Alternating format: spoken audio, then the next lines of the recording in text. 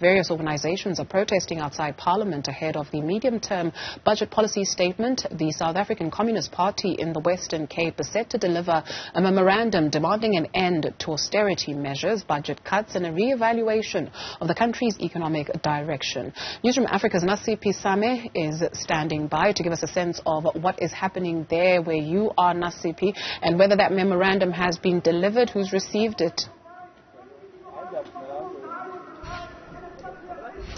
Dudu, what I can say is that the memorandum is yet to be submitted. We do understand the SACP will be submitting a memorandum both to Treasury and the Presidency. And basically we understand, or rather based on the talks that we've had with the various organizations, some demonstrating outside Parliament and speaking with the SACP in the Western Cape, that austerity measures seem to be the word of the day. Many of these organizations and SACP saying that they are completely against it and would like for government to not only reevaluate policies but to implement policies that will be eradicating poverty and alleviating poverty in disadvantaged communities. But to talk to us more about this particular memorandum by the SACP in the Western Cape, I'm joined by Benson Nqenzo. So thank you so much for your time. But let's get into it. The demands that you have for government, or rather for Treasury. Talk to us about those. For Treasury, there are two things. One, we are calling on the Treasury to abandon neoliberal austerity trajectory in the form of privatization of state-owned companies such as Transnet, Transnet, Eskom, etc. Right?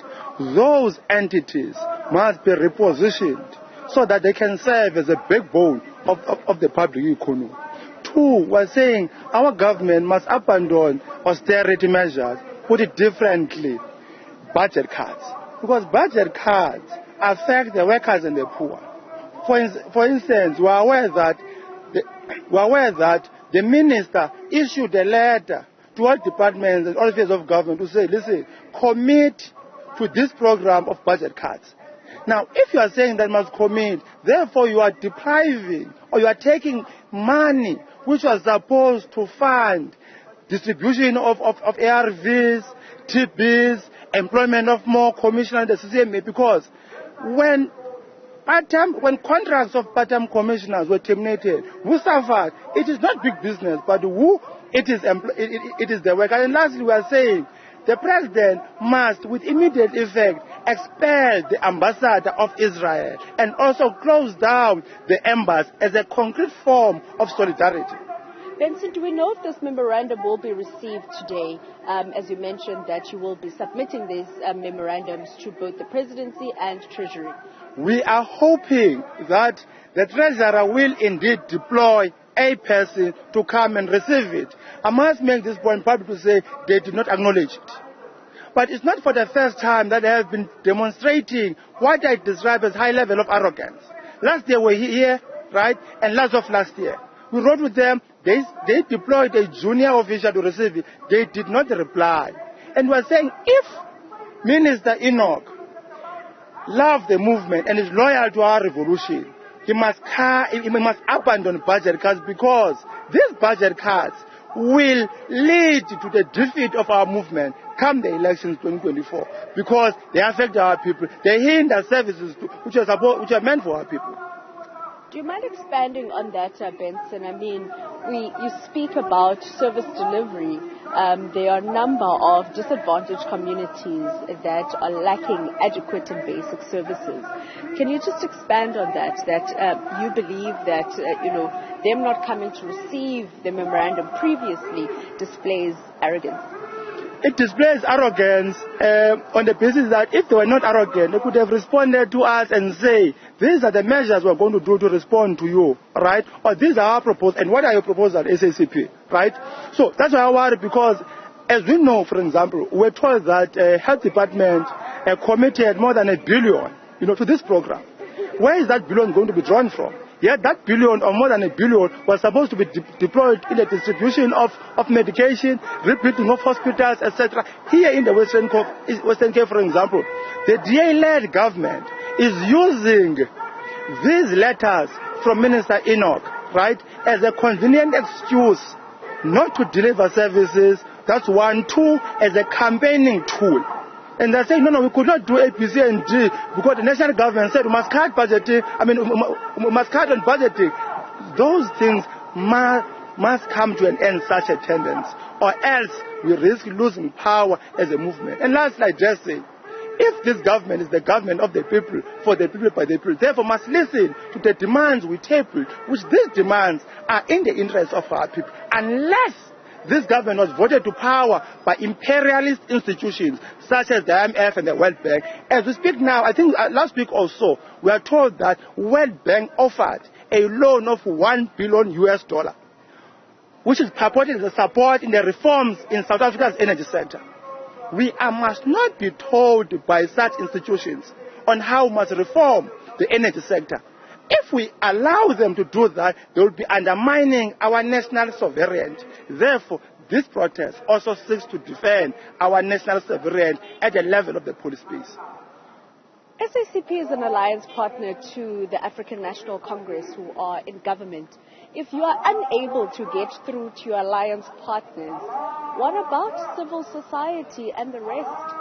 We are currently building a broad front to fight against neoliberalism and austerity. Yes, we are in alliance with the ANC and we are committed to this alliance. But we know that the ANC is a multi-class formation, right? Whatever trajectory is dominated by dominant forces in the ANC, it does appear that international capitalist market forces have some proxies within the movement, and thus this right-wing posture at a level of policy. For example, it cannot be correct that you find a thin difference between an ANC and a DA-headed government in terms of policy. It cannot be correct. Neoliberalism doesn't belong to the ANC vocabulary. It belongs to the DA, not us. So, Benson, going into this budget speech by Minister Enoch Godongwana, what are your anticipations? What are you hoping to hear? Given the arrogance, we're not expecting much, but allow me to reserve my comments till Alex Mashilo, the national spokesperson, to talk on such issues. But safe to say, we're not expecting much, And the minister, the treasurer, they're arrogant, and we have to push back from within the movement. We have to push back using this mass action till they listen to us. As I made this point earlier to say, some of the elements were in government were once with us here wearing red T-shirts as either leaders of the trade unions or within the party.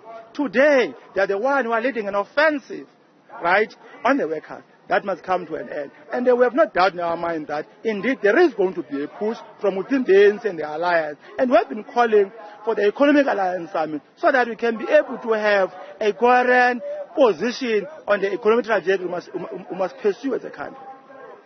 Benson, you seem to be painting a hopeless picture for yourself, that you're not expecting much from this budget. Let's talk about now residents, people of Khayelitsha, Bredasdorp and the likes, West Coast, that are looking at this budget, listening to you, basically very much hopeless. What do you have to say in that regard? Also building up to the election. There's clearly no confidence. The SACP, COSATU and other progressive forces within the ANC are still there.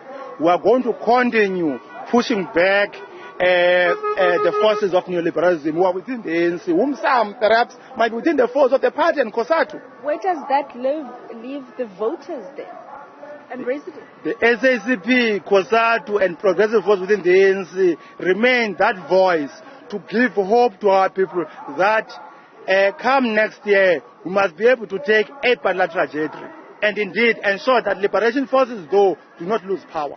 Which trajectory is that, Benson? Come next year, the workers and the poor, right, will indeed be decisive to ensure that liberation forces do not lose power. Let me make this point, right? I made this, I think, also last week to say, the Moonshot Pact consecutive of the right-wing forces and former Bantustan political parties are not a threat to us as an ANC-headed alliance. What is that threat? It is the present policy of neoliberalism and austerity. Therefore, if we want to win elections as liberation forces, we have no choice but to abandon this neoliberal austerity political program. Thank you so much, Benson Nainswe, the Secretary of the SACP in the Western Cape. You heard for yourself, Dudu. I will obviously not be adding much, but we will be moving towards the city hall, where the Minister of Finance, Enoch Godongwana, will be delivering his medium-term policy statement at 2 o'clock. Nasiphi Same, we say thank you very much for now. We'll touch base with you a little bit later on.